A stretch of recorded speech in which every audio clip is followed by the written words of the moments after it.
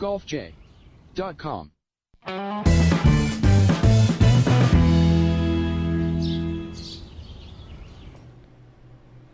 Hey everybody, welcome to the Golf J podcast on FingerLakes1.tv. I'm Jim Sinicropi alongside Rhett, Ticconi, and Doug Brown here inside the FingerLakes1.com studios on the third floor of the North Park building in Seneca Falls, New York on Monday, July 10th, 2017. Tonight, a lot to talk about. We're going to talk about Sergio maybe upsetting the folks in Augusta. Tell you about that. We're going to talk about the last 2 weeks since we were off last week for the 4th at the Quicken Loans in the Greenbrier this past weekend.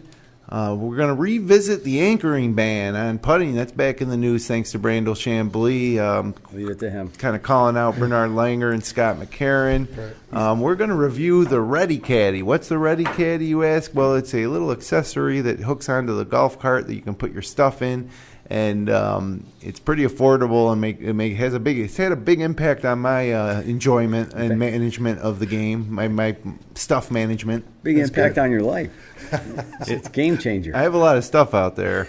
We're going to preview the John Deere Classic, the last tournament before the third major of the season, and a whole lot more actually to talk about tonight. So we should probably get right to it. And as I mentioned right off the top, Sergio Garcia has been seen wearing the green jacket at a Real Madrid-Barcelona soccer game. He showed up at the BMW International in the blazer, and this past Friday was courtside at Wimbledon in the green jacket, all according to the Wall Street Journal. And ESPN golf commentator Marty Fish, who's a friend of Garcia, says anytime he's on FaceTime with Sergio, he's wearing the green jacket. So generally, they don't frown upon it. Yeah, the folks at Augusta, the Clifford Robinson and company, don't like to see that jacket worn around, but Sergio is like wearing it at home when he's talking to his buddies. He's just so happy. I don't know why they don't want it worn around. Yeah, I know he's allowed to have it for a year off the grounds. Right. If that was me, I'd wear it 24/7 every day. That's right. Absolutely, every right. day. Who cares? I mean, you got to be kidding me. These guys are nervous or upset about that. They don't need to self-promote. Obviously, it's the Masters, but. Right. It gives them exposure everywhere he goes, and he's just happy. I mean, look how many times he's come up short and how hard it was for him to win. Let the guy wear the jacket. Jeez, just let him wear it. Who cares? He's wearing it classy. I mean, at the tennis tournament, he looked great. He had a nice yellow tie with it. Yep. He's not just clowning around in it. I mean, totally agree. Leave it alone. Look what they do with the Stanley Cup. They drink out of it. That thing gets abused. Yeah. I think it just kind of raises awareness of the Masters because honestly, this time of year, the Masters is an afterthought. People aren't thinking about it anymore. Right. So at least, not that they need any more visibility or promotional opportunities, but what the heck? Why not? Still in the combo. Heck, Koepka was drinking Jaeger bombs out of the U.S. Open trophy last month. Yeah, I mean, at least, I'd do that 24/7 too if I won that event. Yeah, whatever it was, I'd have it with me. Absolutely right. Canal Cup? Yeah, the Canal Cup has had orange bombs drinking out of it. So participated, yes. Good old orange bombs, for those that you don't know. I think this is about nothing. I mean, just seriously, let the guy go. He's got 12 months of the jacket. Yeah. Leave it alone. Yeah, I just think it's funny that when he's FaceTiming with his friend, he's got it on too. He probably wears it every day at home. Wakes up, throws it on. Why not? I'd wear it on every one of these shows. Mm-hmm. Tell you that much. Yeah, well, if any of us won the Masters, I think that might be the end of the hosting tenure of the Golf J. Maybe you come on one last time as a guest, but you never know. On to bigger and better things, maybe. After Letterman, though. Yeah, right.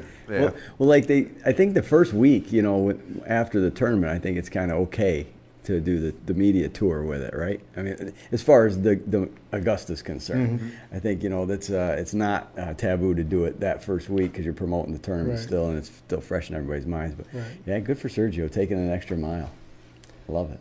He's probably not the first one. It's just the first one to get nabbed. Yeah. Adam Scott went back to Australia. I bet you there was some big parties there that didn't get captured like Wimbledon would. So, again, he deserves to wear the jacket. Leave it alone. Now, do you take it to the dry cleaner? Is like stuff you forget? Like I know, today I picked up dry cleaning and I dropped it off 2 months ago. So would you forget the green jacket if you took it to get dry cleaned? You probably wouldn't leave the site until you got it back, right? I don't know. It's easy to forget your dry cleaning. Yeah, that guy might wear it out on Friday night. Right? It's like the valet driver in Ferris Bueller that took the car. This guy's wearing the green jacket around town. They should have one green jacket they get to keep forever at home, and another one that they keep at the clubhouse at Augusta. And do with it what you may. Right. Yeah. Loan it out for Halloween if you want. Well, we've been off for the past 2 weeks. So we last time we met it was after the Travelers, and of course the Quicken Loans National was won by Kyle Stanley, and that's a tournament that I think with this reorganization of the tour schedule, that one might be in jeopardy. Which is too bad because it's nice to have it there in the nation's capital, around the 4th of July. And it was Tiger's tournament. But honestly, if you asked me 3 or 4 years ago, which would you rather do away with, the Travelers or the Quicken Loans? I would have said the Travelers, but not anymore. The Travelers was so much more fun. And the Quicken Loans, I don't know, it just lacked a little bit. It seemed like it's taken a step down, probably because Tiger's not involved anymore. Right. And I think, like we were talking before, that how big a field the Travelers is getting now has really made that one to watch. The guys come straight from the major, from the U.S. Open to the Travelers, and kind of maybe the next week is when some of them are opting to take a week off or 2 weeks off before they head to, Greenbrier or John Deere Open. Right. Kind of stuck in the middle where that's an ideal week off if you're going to go play the Travelers after the U.S. Open. I will say I loved Avenel, though. That was a tough course. golf. I mean, I think it's fun now to see these regular PGA Tour stops producing single-digit under par winners. Yeah. Or close to it. I can't remember what Stanley was off the top of my head. Maybe it was 11 under, but it was tough. It was tough every day. And why not test these guys week in, week out? Right. So that was pretty cool. And then just yesterday at the Greenbrier, which had taken a year off due to the flooding, it was really amazing how quickly they got that place back in order. Because if you remember, and they showed during the telecast, of course, a lot of the images from last year. It was just an absolute disaster area. So kudos to everybody there in West Virginia at the Greenbrier who got that course back in shape. And Xander Schauffele gets his first PGA Tour win. And so a lot of people are saying, who's Xander Schauffele? Well, this guy said that who he was 2 weeks ago. If you guys don't remember, I'll remind you. You got to see the replay. I picked him for the Quicken Loans, but I'll take it a week later. Yeah, well, it was a good call out there. He's won at San Diego State where he went to college. He was on the web.com tour for just 1 year and graduated and got his card. At age 23, he's won in just his 23 tour start. And the thing about this is, you hear about the class of 2011 with Jordan Spieth and Justin Thomas and Daniel Berger and Jon Rahm. Well, guess what? Xander Schauffele also a member of that class of 2011. Mm-hmm. So already at age 23 with a PGA Tour win and a U.S. Open top 5, I believe. Man, it's pretty cool to see. And I should also mention Colombia's Sebastian Munoz, who was leading for much of the tournament, also class of 2011. Yeah. It's amazing. This guy worked hard. He might be the one that sticks around the longest because he's put more into it, and it hasn't just come that easy to him necessarily. Sure. We might see more of him in the next 5 years than some of these other guys. Yeah, and they're all so young. All these guys we talk about. Now, the real cool thing about Schauffele is, and it just shows you the game of golf, man, how tentative it can be, I guess, or what a fine line it is between success and failure. He was qualifying for the U.S. Open in a sectional qualifier, and on the 18th hole or on the last hole, he had his back to his he had a tree shot.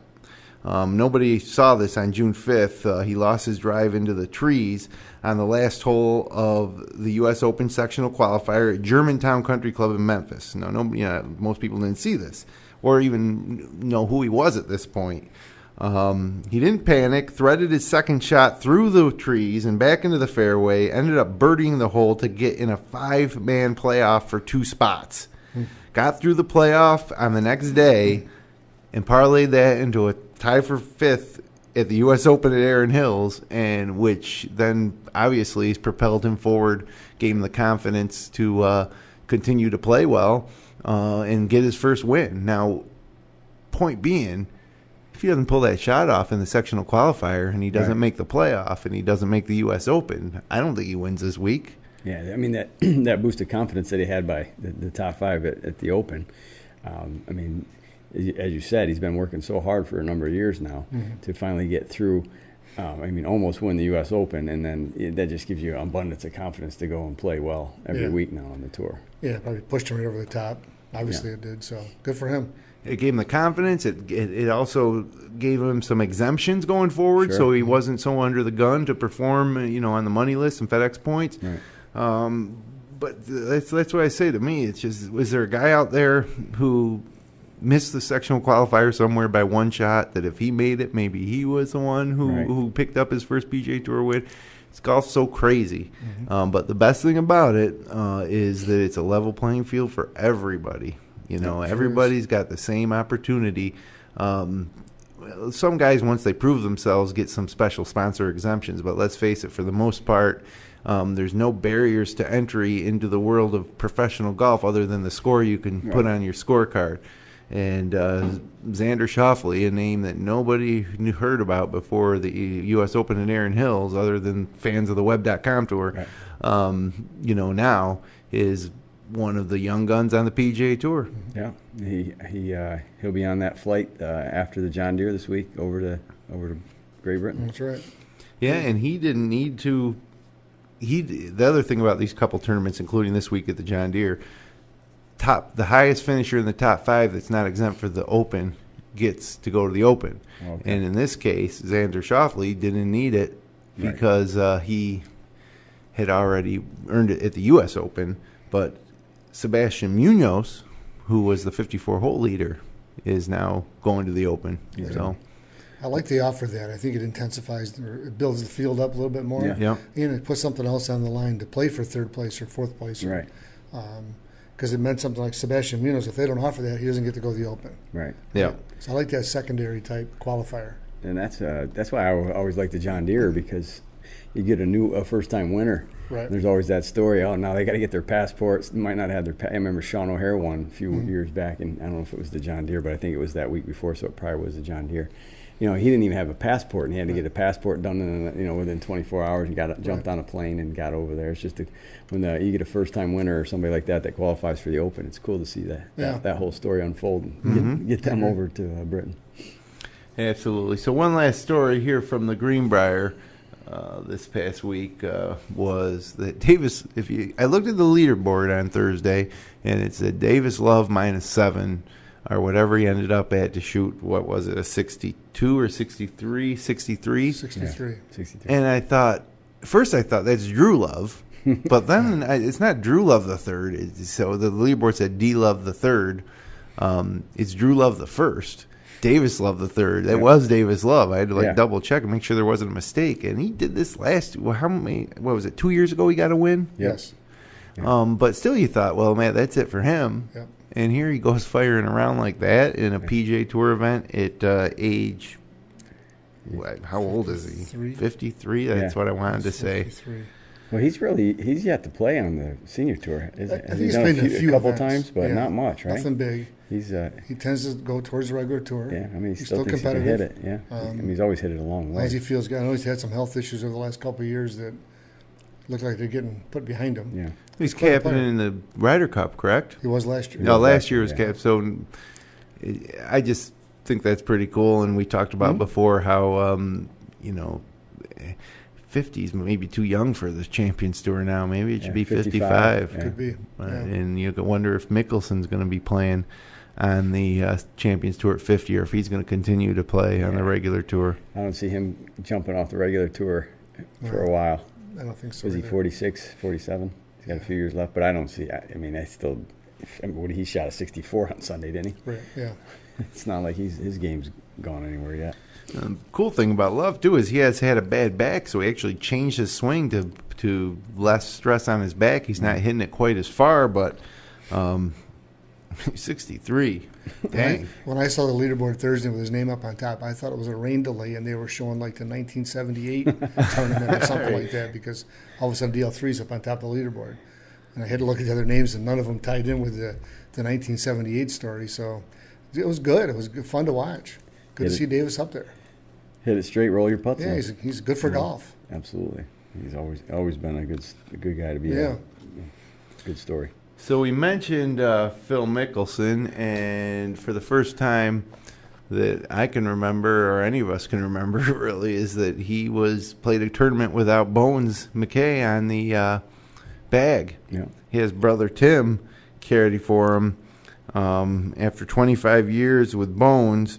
And you know what? He fired a 6 under 64 Sunday. It was his best final round score since he shot 8 under 62 in 2014 at the WGC Bridgestone.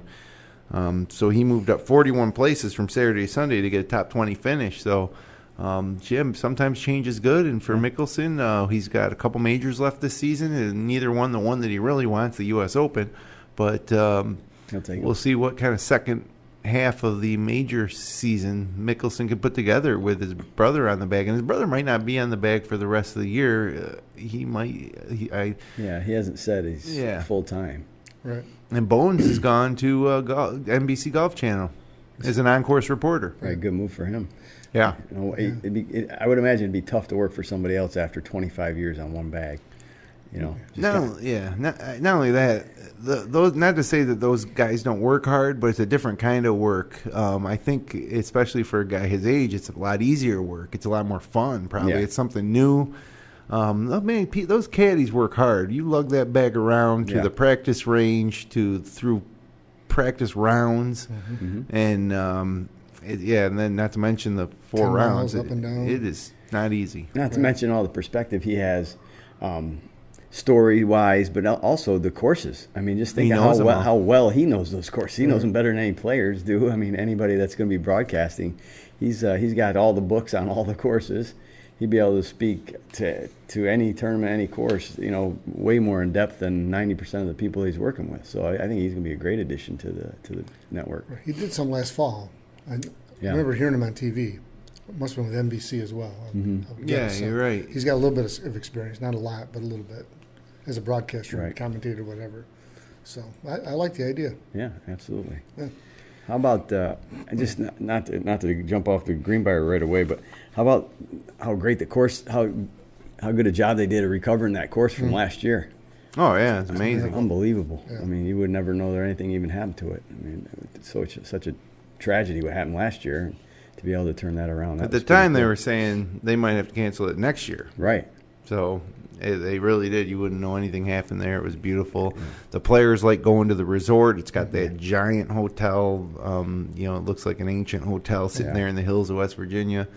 So it's a cool tournament, and I think it's nice. Like, West Virginia is not going to get, as is Connecticut with the Travelers, they're not going to get major sporting events. They get their college sports scene, especially in West Virginia. But as far as professional sports, they're not going to get a franchise for NBA franchise. Right. It's minor leagues for everything except for when the PGA Tour comes to town. So it's good to see. It's good to see they bounce back. And thought we'd talk a little bit too here before we move on to our next topic about the fact that statistically your best bet to win on the PGA Tour is to play from behind on Sunday. Schauffele was 3 behind Munoz heading into the final round, and he was the 7th come from behind winner at the Greenbrier in tournament history, so nobody's held the 54-hole lead. 7 years history at the Greenbrier. It's been around for 8 years, but they had the cancellation. So in 7 tournaments, all come from behind winners. And only 6 of 34 first-round leaders or co-leaders have gone on to win in the PGA tournament this year, and 11 of the 34 third-round leaders / co-leaders. So, statistically speaking, if you hold the 54-hole lead, you're not going to win. Right. And that doesn't make sense because you're playing the best for 3 rounds. You just need one more. But it just goes to show it's not easy to hold a lead in a golf tournament, Right. whether any golf tournament at any level, when you're coming from behind, you're a little looser. You're playing the course. When you have the lead, you know that if you don't screw up, you're probably going to win, or you might say, I don't need as many birdies to win. You're just in a different mindset. But whatever it is, it's and some of these leaders, some of the guys that have actually won and held on may have even been up 4 or 5 shots going into the final round and either blown that or held on. So it's very, very difficult to do, and something to keep in mind. As a viewer, anything can happen, but the winners usually come from behind on Sunday. And I don't know if you guys have any thoughts on that. It's tough. I think you get a little more guarded if you have like a 5-shot lead. You don't want to be, but you start playing conservative. Next, you par the first 5 or 6 holes, and somebody maybe makes 3 birdies out of 6. They cut that lead to less than half, and the momentum is on the other guy's side. Even though you got the lead, he's kind of got the control of the event. It's difficult. We see it. Well, you just said here, 23 out of the 34 lost the lead. Yeah. Right? So I think the guy from behind probably comes out with a more aggressive mindset right out of the gate and wins. Because it doesn't make any sense because you've played the best 3 rounds of 144 people in that event. On that course. Right? So you think statistically you'd win them all, or most of them. But how many times do you see him shoot maybe 3 rounds of 65 and the final rounds of 72 or 74? Even 72 is not a bad score on a Sunday. Right. But somebody's down by 2 or 3, they shoot 66 and they win because they get hot. And, the best one you probably saw Greg Norman at the Masters against Nick Faldo, right? And Faldo beats him by 4 or 5 when it was all said and done. It was a bit of a collapse, and don't forget, Faldo shot 67. Yeah. Right? Well, so how often you see the final group on Sunday, one guy just totally disappears out of the 2 of them, and you don't hear from them. They don't put him on TV once after the first tee shot, and it's kind of odd. And then you see the guys 2 groups ahead, chasing, putting a number out there, and then it kind of comes down to the guy's nerves. You're right. That guy, I think the second to last group, third to the last group, you post a score, probably 90% of the time you're in a playoff or you win. Yeah. I stick by that. You got the leader too is one guy, or co-leader might be 2 guys. There's 20 guys behind him still with a chance to win. Mm-hmm. So 1 or 2 of those guys goes low, and you don't think about the guy who finished 4 shots back that shot a 72 is really choking or failing, like you do if he was the leader.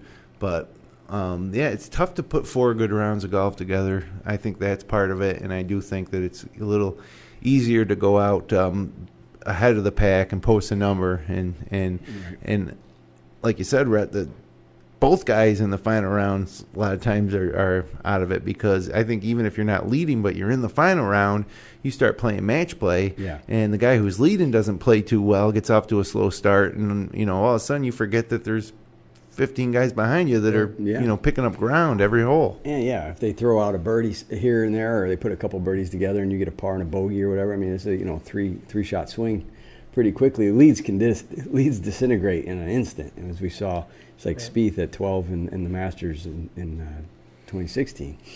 Your lead just disappears very quickly if you're putting up bogeys and doubles and they're throwing birdies at you. Most of those guys don't care how many shots are behind that Sunday. It's how many players between them and first place. Right. Yeah. If there's like 15, that might be a tough hurdle. But if there's 5, and they're 5 shots behind, that doesn't scare them. Yeah, a lot of them say, well, if I'm within 5 or 6 shots of the lead on Sunday, I got a chance. I'm thinking, wow, that's a big. You think of that as a huge deficit. But they do. They have a chance. Yeah, absolutely. But they got to shoot a good score. They know they got to shoot 65 maybe, and then maybe have some help. Right. But even with the 65, if they're down by 5, the other guy shoots 71, you beat them. Yeah. Absolutely. Right? So, I thought interesting statistic for sure. Mm-hmm. Now, this week it was kind of strange because Bernard Langer and Scott McCarron and the USGA released official statements after Brandel Chambly made comments on social media about the fact that he was displeased with golf's anchoring ban, saying, among other things, that with regard to the anchoring ban on the PGA Tour champions, it's appalling. I've never seen such gross disregard for the spirit of the game. John Daly chimed in against it, and Chambly didn't name these guys, but it seemed to be alluding to Bernard Langer and Scott McCarron And Chambly's issue appears to be the application of the rule and the fact that the players can find workarounds. A couple comments that appeared on Sports Illustrated's website this week in a roundtable. John Wood, caddy for Matt Kuchar, said, "I've spoken with more than a couple friends, players, and caddies alike who now work on the Champions Tour, and they're not happy. While no one has stepped up to name anyone, they tell me that in the locker rooms, many players are vocal and angry, but still trying to work the problem out inside the tour with rules official rather than making things public. I've been told that the mantra on the PGA Tour amongst rules officials is if we need to see daylight between your butt of your putter and your hand and your chest. So no one's pushing it out there because they're going to call them. But on the Champions Tour, they've been a little more lenient, apparently. And Michael Bamberger on that same Sports Illustrated roundtable said, the truth is the USGA never really spoke with candor about the organization's objection, which he thinks is it just doesn't look golfy. You know, guys golfing like that. He thinks that one of the reasons the USGA wanted that ban because it doesn't look like golf. Right. My personal take before I turn it over to you guys is that, look, if you want to end it, then have a maximum length that the putter shaft can be, you know, so it can't be. You know, don't make these complicated rules that can be, you know, if you're a half a millimeter from your chest with your hand, it's not anchored, right? That's just not clear enough. And there's a lot of money on the Champions Tour, and these guys are also, like Bernard Longer's played in the Masters, and these guys are still playing in PGA Tour events and major events as well. And it's obviously an issue that upsets a lot of competitors. And if you watch Scott McCarron, especially, I think more so than Longer, he's anchoring that thing. And Brandel Chambly posted the photos that support it, and you can't deny it. You just can't deny it. I don't know. What do you guys think about the anchor ban? Well, I think it was time for Brandel to stir some stuff up because he's been pretty quiet for maybe he's been quiet for quite a while. Actually, he hasn't really stirred much up this year. So right. I think that might be part of it. But I also think that. At the end of the day, it is what it is. Like you said, Jimmy, either you let them have those putters and you let them putt the way they want to putt with them, or you just limit it to the longest could be somewhat like, well, I guess the belly putter, you still can't put it in your belly either, but to that length, and then go from there. And I do hate those long putters. I think they look ridiculous. I think that they're sticking out of somebody's bag. This is like 8 miles out of your bag on your cart. I hate that. Right. So I've never been a fan of those. So anything we can do to get rid of those things altogether, I'm all for. So yeah, I got to be on Brandel's side this time. What do you think, Brownie? Well, I think they have a rule that they basically can't enforce because even with the evidence, I saw the pictures of Scott McCarron, and there was a video of Bernard Longer, and you could see where his thumb was actually pressed against his shirt, and the shirt actually moves during the stroke. So if that's not attempted to be anchored, I don't know what is. So they have a rule that they can't enforce, so the rule needs to change. And if it means you got to go to a 35-inch maximum putter for the tour, if that prevents it, then that's what they got to do. Because I think these guys have got a way now where they can say, I don't know, I got a baggy shirt or something like that, and that's what I hit. Yeah. You know, and golf's a game of integrity, and they're going to tell you they're not anchoring, but I believe there's some contact, at least with those two gentlemen, if not more. Well, so I think it needs to be addressed, and I'm all in favor. If there's a rule, enforce the rule. It should take care of itself. But it looks like this one's difficult because I don't know where the marshals that are out there, are they in the right angle, you know, at all times? They don't have cameras zooming in. Right. Sure as heck CBS does, but I'm not sure if those guys have. But like you said, the camera can even show the thumb touching the shirt, but that might not be anchored because the shirt's bending down. Right. The one thing I'm a little torn on this. I'm not a big fan of it, but I don't have a bad back.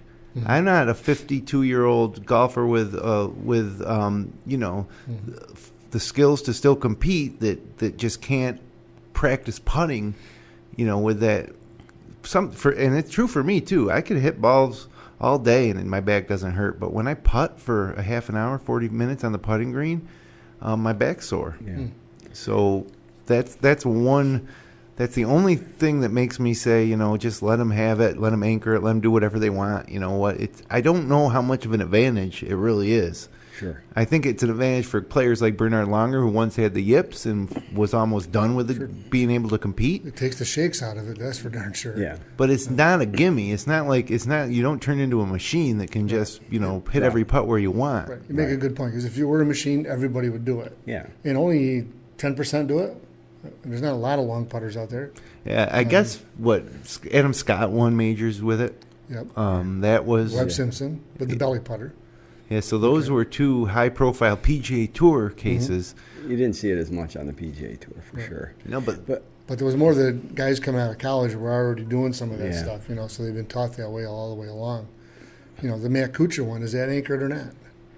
Right. Because the arm swings, so it's a good debate.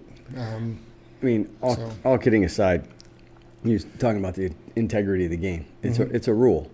And these guys call each other on rules, and they call themselves on rules all the time. But they're blatantly anchoring these putters. Yeah, they know if they're anchoring it or not, right? So shame on them for trying to push this through and trying to get away with something that technically, is in the rule book, that you can't do that. And now the thing I wonder about is, like, where are the people calling in about anchoring the putter? And is there, you get a 2-stroke penalty for that? I mean, things like that. Like, it's an equipment issue, but would somebody ever call in on these guys and say, hey, he just anchored his putter, to his chest on the video? I think if it was a PGA, actually, the LPGA Tour event, the users call it. I was going to say not as many people watch the Champions Tour, but it's on TV. People see it. Yeah. So I'm a little disappointed in those guys for, obviously we see it on TV blatantly anchoring those things, and that's just not the spirit of the game. Yeah, no, I agree with that. And you wouldn't expect Bernhard Langer to cheat blatantly, kick his ball up from behind a tree or something like that, but it's no different. It's on them. He knows if he's anchoring or not. But then on the other hand, we say we see it. Maybe he knows he's not, and he is being, honest. But there's just no way to tell. On the feel side, he's the only one that can answer that question. Right. If you can feel him doing that, right? But, the shirt he had on that day was a pretty thin shirt. Now, it wasn't a jacket and a sweater or anything like that. Right. So, I don't know. From what I saw, at least of that stroke, it appeared to be anchored to me on that stroke. I don't see where he's ever moving his hand away from his chest. Right. I just don't see that move take place. So. And Golf Digest Jeff Shackelford said that that it's the integrity language from the USGA that makes it difficult to enforce the rule, because if you're going to force it, then you're basically saying that they're blatantly cheating and they know they're cheating, right. And that's tough to do to a guy like Bernhard Langer. So you've only got to penalize one guy one time. Yeah, that'll solve the problem. No doubt. Because the word will get out, it'll stop. Yeah, no, it's true. It's true, of course. So if it's Bernhard Langer and he's leading the Senior U.S. Open, so what? Doesn't matter. You can't worry about the event. You can't worry about where he stands in the leaderboard. None of that matters. Did he break the rule or didn't he? Give him fair warning. Right. If you're in if you're going to decide to truly enforce this, then you pull those guys with the long putters aside, all of them, not just Langer and McCarron, and say, we're watching you this week. Mm-hmm. We're going to call it if we think you're anchored. We need to be able to see between your shirt and your hand. I just don't agree with that, Jim. I'm just thinking these guys are professional golfers. They know the rules. You shouldn't have to pull anybody aside. We're not talking third grade, right? I just think that you know the rules. All you got to do is penalize. Slow play. They know the rules. Mm-hmm. Address it. They got rules in place to monitor all that stuff. The USGA or the PGA, whoever's monitoring the event, needs to go by the rules. The pace of play will pick up if you penalize a couple of guys for slow play. That's true. Now, speaking of, I got something that will help pace of play. It's the Ready Caddy. Ready. Now, you guys are probably have to like, what's he talking about, Ready Caddy, golf cart accessory? Well, let me just give you the basics here. This isn't really high-tech stuff, but let me get myself here some more room here on the screen. But you got the Ready Caddy, okay? There it is. And you're looking at the top there, and you're looking at the back, and you're looking at the adapter, which goes over the cart, the roof pole, upright. The roof pole. Yeah. Support. Yep. And then this part here just slides on down there like that. And believe me, it's very stable. Yeah, it doesn't move at all. And so you can have a point anyway, but generally if you're driving the cart, you'll have it facing you, or right. if you're the passenger on the other side. And it comes with two different size, three different sizes. Yeah. So two in addition to this one that I have. And I actually played in a tournament this weekend where I had to use a different size adapter. Really? And what you can put anything in here. So, give you my review quickly is the cover of the box for the Ready Caddy shows a cell phone in there. I never put my cell phone in there. It doesn't feel. Let me get my cell phone out right here. It doesn't feel like. I don't like it driving around the cart with the cell phone in it. See that? It's a little bit too. My cell phone's a little too tall. But what I love it for. Yes. Is the rangefinder just slides in there perfectly. And so now when I get out of the cart to hit my shot, it's just right there at arm's length, no reaching inside the cart to grab it. And I smoke cigarettes, so I put my cigarette and lighter up here. And I even found this past weekend playing in a two-man scramble where I was hitting a different ball off the tee. And in the fairway, I put all my balls in here. And it was, you can do whatever you want. There's no rules. The USGA has not passed any rules on how you can use your Ready Caddy. But I saw these online for $30 on Amazon.com. At Seneca Falls Country Club, we're selling them for $19.98. Yeah. 99 or 98? 1991. 1991, which is the lowest price anywhere. Yes. But yeah, I went on Amazon earlier today just to wonder, if there were any reviews on there, and there was a few, all positive. Mm-hmm. And they were $30 and $32 for the same thing. Wow. And it's not the outside's hard plastic, the inside's kind of got a little velvety feel. This has gotten wet out on the rain. That's one drawback is when it starts to rain, you got to be careful. You got to get this thing off there. All your stuff's going to get wet. But other than that and the fact that I would never put my cell phone in there, and other people might. I've seen many people put the cell phone. Yeah, and it might just be me being scared of it, but because it's not really going anywhere. But it's awesome. It's awesome. I love it. And Rhett, you have one, right? Yeah. Oh, absolutely. I have one. A couple other things to talk about it. It comes with a nice pouch. So you can put the caddy and the adapters inside it and put it in your golf bag. It fits in your golf bag pretty easily. I agree with you, Jim. Cell phone, I'm not ready yet to put it in the Ready Caddy. But what I do is I do the rangefinder and a cigar case, cutter, lighter, things like that. You can fill that front pocket up with tees. A lot of us tend the dry parts of the summer. The ground's hard, your tees snap. So if you throw a bunch into that, they're always right there for you. But the best thing by far is the rangefinder being right there. Yeah, that's what I love about it. You get out of the cart, you just grab it, go get your club. Put it back. Yeah. Not leaning down to throw it in the front of the cart. Right, or in the cup not holder leaving it on the back of the cart and driving away, which I've seen done. Sure. And not forgetting it when you're done with your round. Right. Or the cup holders that are too big or too small and it doesn't fit in those. Yeah. It's a great idea, great invention. It's universal too. Yeah, very affordable. I think you can go on their website too and get them. But yeah, I highly recommend it. It's aside from the cell phone, it's really good. If it was a little deeper, I'd be no problem with the cell phone too. Doug, have you used one yet?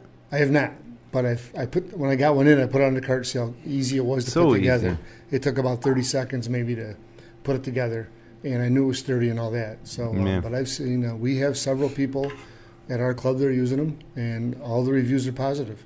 I have a little concern. Sometimes it is fit just a little snugly, and you can see here where the plastic is kind of starting to get some wear and the crease there, where it's been stretched. But that happened early on, and it really hasn't affected it. My concern is that if this piece breaks, you're kind of out of luck. But at $20, 1991, right. This is certainly going to last me through a season. If you had to get one new every season, it would be worth it. But so I think what you're seeing then is just a wear mark from the two pieces sliding together, right? You're having no trouble putting it over the. Yeah, well, like right here. No, I never had trouble, but I think I don't know. You know what I did once? I might have tried to put it in upside down. I put it in like this, and I tried to force it. There was a manual on how to. Yeah, you got to be careful. But I just did it so quick I didn't notice it. It needs to go with the thinner side at the top, like this. Yeah. And I think once I put it on like this, and I was like, get in there. So the junior golf kids, they had no trouble putting it together. One final thing about this that I absolutely love, is, okay, I got my got my rangefinder, and I didn't bring it in, but I have a ball mark that I use. I throw that in here, and then I have a little mini towel that's about sorry about that. It's about this big that I always put it in the front of the cart, and that's what I put my cell phone on so it doesn't bounce around. And I also might put any other accessories with me that day that I have in the front of the cart. So when I get done my round, I pull this off. I throw this in here like that with my ball mark, which is a poker chip size ball mark. And then I take the towel and I kind of stuff it in here, and then it goes in the back bottom pouch with all my tees. It's already and ready. So It's ready. And then I pull it out next time I play. Everything is in there, and I get set up to go in less than 60 seconds. Yep. Yeah, Good. I got to imagine that these guys are obviously probably trying to sell 2 golf clubs specifically for the purpose of the clubs putting them on their carts as well. I bet you'll see that down the road where the carts will already have those on them. Something Next feature. added feature. Yeah. So. Yeah, yardage books too. Yeah. If you're playing at a resort course, that would be another thing. If a resort course had it, you can put preloaded the yardage book right in there. Yep. Scorecard, any of that stuff. But without, I don't know how much. I don't know if I would use it if it wasn't for the rangefinder, though. I think that's the perfect application. You're right. Is the So rangefinder? for somebody who uses that, you're going to use that, 40 times around. That you're going to go back and forth to get it out, right? And whether you put it in your pocket or in the back basket where maybe apparel would go, or Jim says he uses up front, you're always reaching, you're always scurrying. Yeah. It's never right where you want it. Yeah. You never, it becomes a pain. You This never have time, to worry about it. like Jimmy said, it's about what? Chest high. Yeah. Yeah, and you maybe can a put it little as high or low as you want, really. And you know right where it is because that thing's only 3 inches wide. You step right out of the Right. cart, and you're stepping perfect. out and grabbing Yeah. it, and it's right there. You don't think about it at all, and you Yep. look, and you just slide it back in there. So I'm 6 yards from Rhett's hat right now. A real to callback, too. I remember it was 2 years ago we reviewed the Breaking 80 rangefinder. Well, Still got it. now, I got caught out in the rain with my Ready Caddy and this in there. And it was the first time I got caught out in the rain with it, and I didn't take it off. I'll never do it again, but this got soaked. And then I put it in like an idiot. I packed it away, like I said, and this thing didn't work for the tournament this weekend. It was blurry. I couldn't see it. Yikes. But when it fully dried, it works fine now again. So the Breaking 80, this was like the cheapest, most inexpensive rangefinder that you could find. I think it was less than $100 or right about $100. Right. And when we reviewed it, we said, well, it shows you the distance. Like, what more do you need it to do? Like, why would you spend more? I mean, I guess the elevation ones are illegal, right? Yeah. So I thought to myself, once it got wet, I'm like, it's ruined. I'm going to have to get another one because it was so cheap to begin with. But no, it works fine. Let it dry out. It works fine. So A little extra plug for Breaking 80. There we go. But the Ready Caddy, awesome. And if you're here locally in the Finger Lakes, Seneca Falls Country Club sells them for $19.91, which is, It's a good year. it's like we're giving them away over there. But positive review, right? I mean, Absolutely. It's funny. So many innovative products. We're always looking for innovative products in golf, and something as simple as this is like, I would vote right now for all the stuff we reviewed, Vokey wedges, and they're pretty awesome and stuff. But if I had to vote for new product of the year right now, I would vote for this. Yeah, and it's how simple that is.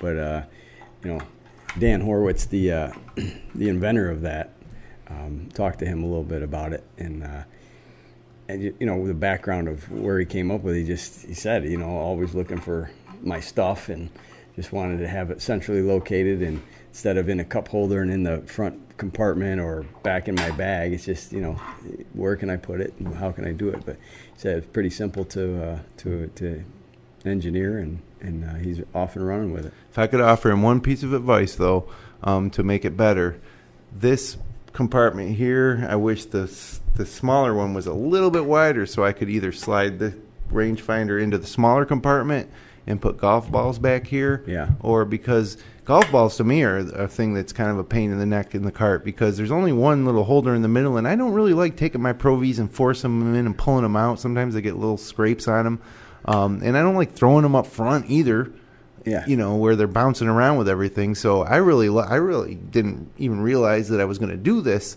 at the tournament I was in. But yeah, putting the golf balls up there was great, especially in a scramble where you can use a hard ball off the tee and a soft ball from the fairway. So the only thing I would do, because the golf balls won't fit in here and the rangefinder won't fit in here. Right. So if this part could be adjustable, maybe for Ready Caddy 2018 version, or this was just a tiny bit smaller on this side and bigger on this side, but it's minor. I just think the whole idea of it and the simplicity of it is great, and I love the Ready Caddy. I'm a big proponent of the Ready Caddy. So out of four golf balls, the Golf J golf ball rating, you give it 3.5. 3.5. 3.5 golf balls. You give it 3.5 as well. Very nice. Yeah. Very It's nice. a little bit wider, I think, or deeper, one of the two. But I'm sure second generation of it will take those things into consideration. Yep. So good job, Ready Caddy. All right, moving back now to the PGA Tour. We got the John Deere Classic this week, the last tournament before we head across the pond for the Open Championship, which will be at Royal Birkdale this year. It's the John Deere Classic at TPC Deere Run, 7,268 yards, par 71, designed by D.A. Weibring in 1999. Last year, Ryan Moore collected his 5th PGA Tour victory, playing bogey-free over the final 46 holes to finish off a 2-stroke win over Ben Martin. You can watch it on TV Thursday and Friday, 4 to 7 p.m. on the Golf Channel. Saturday and Sunday early round coverage, 1 to 2:30 on the Golf Channel, then 3 to 6 on CBS. And as far as the field goes, 2012 champion and John Deere Classic board member Zach Johnson tops the roster, along with St. Jude Classic winner Daniel Berger, Dean and DeLuca Invitational champ Kevin Kisner. And in all 6 of the season's tournament winners and 7 of the FedEx Cup's top 30 will tee it up at Deere Run. Steve Stricker three-peated here from 2009 to 2011, still stands as the last time anyone has captured the same PGA Tour event 3 straight years. He'll be back for his 16th appearance.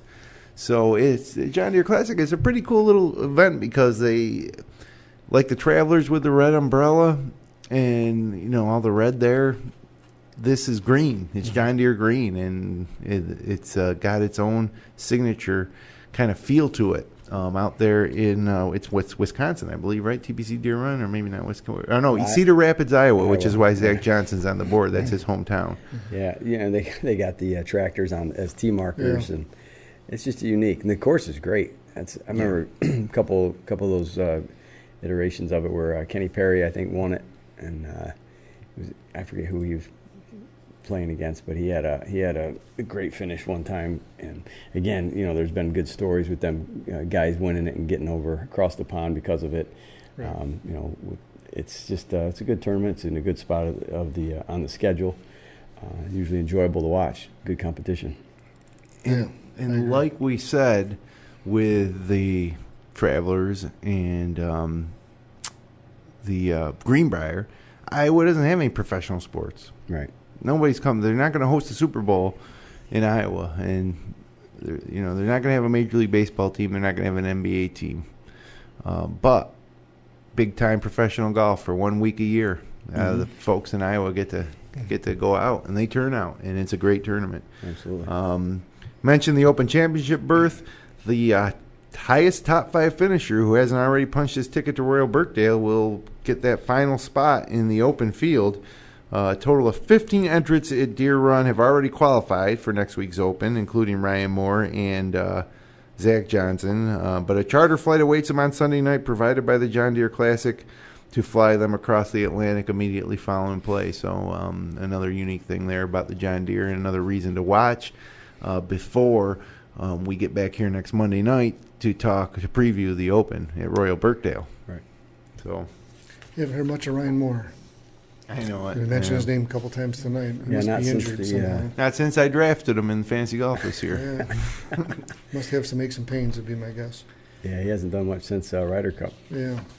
He's not playing PXG, is he? Yes. Yeah. Is he? Well, imagine that. He's a Lynch Soul guy, too. Yep. Yeah, well, this can't be that. No, it can't be. No. Clothes are definitely not his issue. No.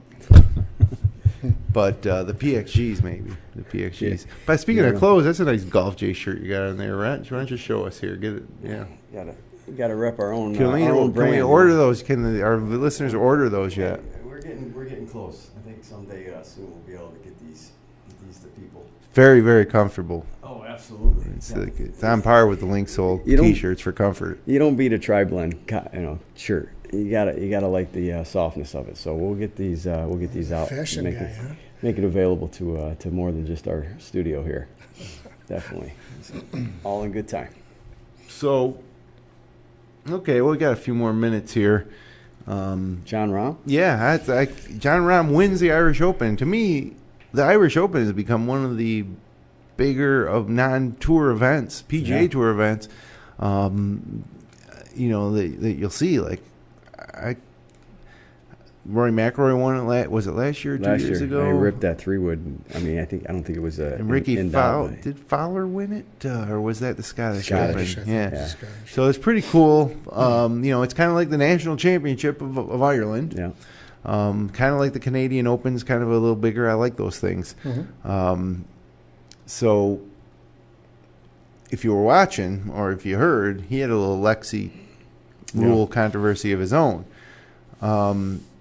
He marked his ball on the side instead of behind it, which you can mark it wherever you want. Mm-hmm. But so if he marked it, they're saying he marked it at 10 o'clock and he replaced it at 11 o'clock. But he wasn't penalized because one of the points of the new decision, and this is according to rules official Andy McPhee, one of the points in the new decision is that the outcome depends a lot on what the player says and his explanation of the events. So Jon Rahm said, I knew I marked it to the side, and then I was trying to make an effort to put it back to the side, and he definitely made the effort. Whereas Lexi, they're saying she didn't make the effort. She blatantly moved it to a different spot. So if Lexi had said, although the rule was in place after Lexi was penalized, but perhaps if Lexi's penalty happened after this rule was in place and she said, no, I put it back, right where it went. Even if she didn't, and the video replay showed she didn't, she wouldn't have been penalized because she didn't intentionally. It's crazy. It's kind of like the anchor ban, right? You're putting a lot into the hands of the players. So you're just not going to see players penalized for that anymore. Right. Because to penalize them, you're basically calling them a blatant cheater. Yeah.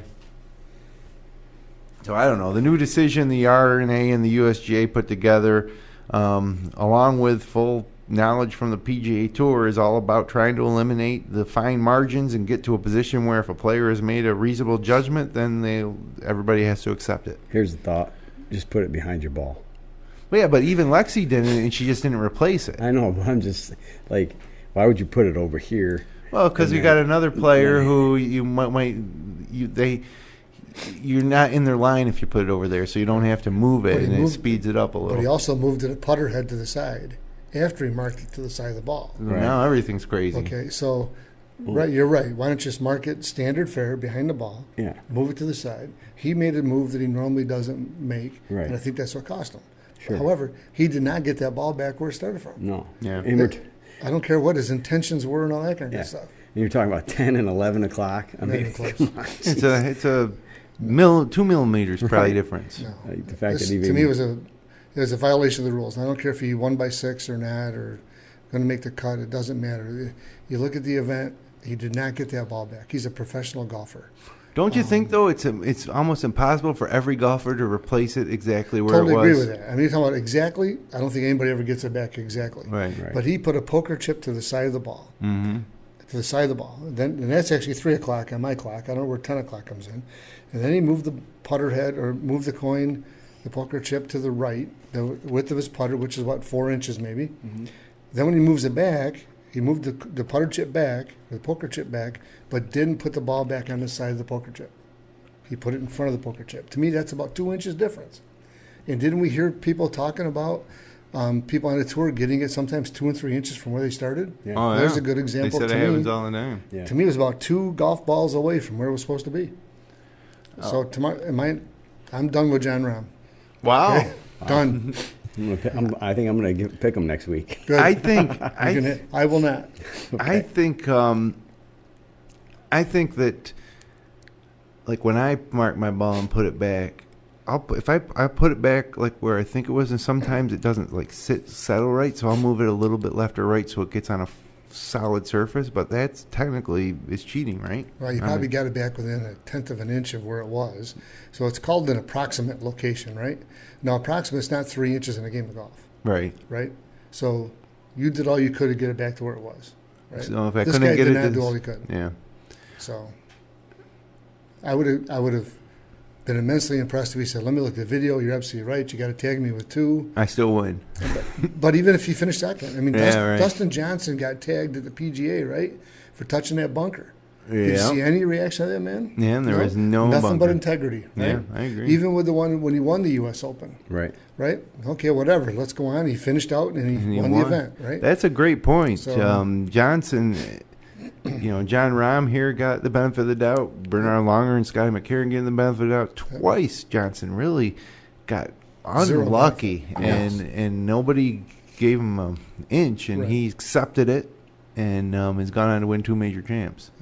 If this was on the U.S. Tour, we would never hear the end of it if it happened the way it did. On PGA. A PGA event or a USGA event. This was over in Ireland, so they got the European Tours monitoring it. I believe the rules are consistent back and forth. But if that had ever happened here, the Golf Channel would have been lit up all last night, all day today. Right. It'd be forever. We would never hear the end of the topic. Lexi Thompson, they still talk about Lexi Thompson. Yeah, She got they tagged called it with the 4. Lexi rule, yeah. She got tagged with 4. Yeah, So- which was just Because it was the day before was when they Insane. saw it. But I think Jon Rahm deserved a 2-stroke penalty. And now, well, you can't do it now. He signed an incorrect scorecard. He's DQ'd. Yeah, well, hey, if you're going to apply it the same way it was applied to Lexi, Mm-hmm. But But- they're not now.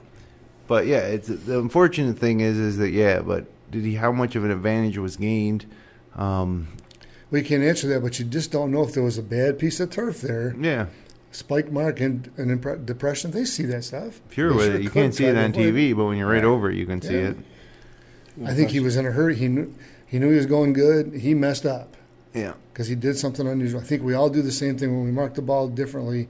We have to move it side to side. We probably all do something different so we don't forget. yeah. Right. Stand someplace else, lean. I don't know. Everybody does something unique. Well, I guarantee we don't put it back exactly where No. it is. I bet you we vary from an inch or 2 every time. Not every time we do it, but there's no doubt.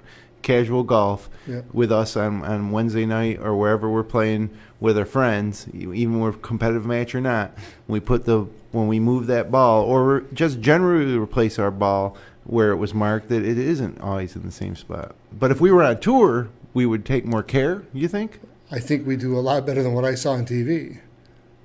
Yeah, no. What I saw on TV, I've never seen. I did see somebody do that, and we had to penalize them in a club championship qualifier a few years back. The same type of thing happened. They marked it one position, put it back in a different position. It's illegal. Okay, so I have seen that, but I've seen it once, and I've been playing golf for 45, 46 years. Yeah. Okay, so I've never not once put it behind. I mean, obviously, if you have to move it after the fact, I've never not put it behind the ball. I put it to the side. I do. Never have. I do if it's gonna give the guy putting behind me a little more room. Right. I'll put it to the side, and all you got to do is put it back to where you got it. right. That's right. it. And you don't need to mark it with a mark. You can mark it with anything. Yes. You can mark it with a stick. You can mark it with a leaf. You don't want it to blow away, but because if Yep. it does, then you're in trouble. Then you got a problem. But you can mark it with anything flat. You can't stick a tee in the ground though. That is illegal because that's even questionable. But because you could be testing the Surface. consistency of the surface Yeah. technically. So hey, we're almost out of time. Before we get out of here, I just wanted to make one point. The Open's coming up at Royal Birkdale. Ian Poulter's right now, his odds are 100-1. He finished second there last time was in Birkdale. And in a streak of major winners over the past 7 that have been first-time major winners, including Sergio Garcia, who is a long time coming, could it be Ian Poulter's turn? Wouldn't that be something? I hope Great not. story. Yeah, I think it'd be a great story, Great but he's story. polarizing. A lot of people don't like Poulter. I'm not a big fan. But obviously he's a horse for a course, finishing second at Birkdale. Last time it was here, and right now he's 100-1 odds according to the British bookmakers. Might as well be 1,000,000 to 1. Well, we'll see. You're not picking him. No. But we'll find out who we pick next week. Do we got time for John Deere picks? No, we really don't, but I don't think we put much thought into it. I'm going with No picks this week. So thanks for spending some time with us on the GolfJ.com podcast. Connect with us online on Twitter at the GolfJ, Instagram at the _GolfJ, on Facebook at facebook.com/GolfJ. All of our episodes of the best of the wide world of golf on the web can be found at GolfJ.com. We'll be back next Monday night at 9 to preview the British Open. Until then, friends, hit 'em long, not often.